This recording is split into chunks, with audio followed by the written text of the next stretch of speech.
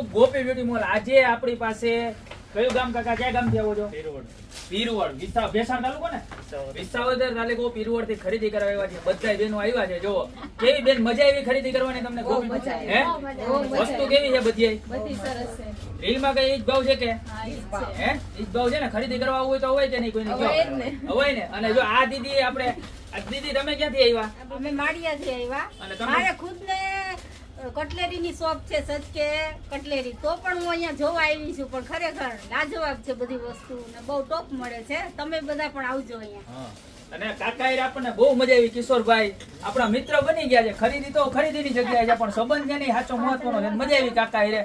કાકા એકવાર કહેજો બધાય ખરીદી કરવા આવજો. મસ્તીનું કામ છે ને અમારું.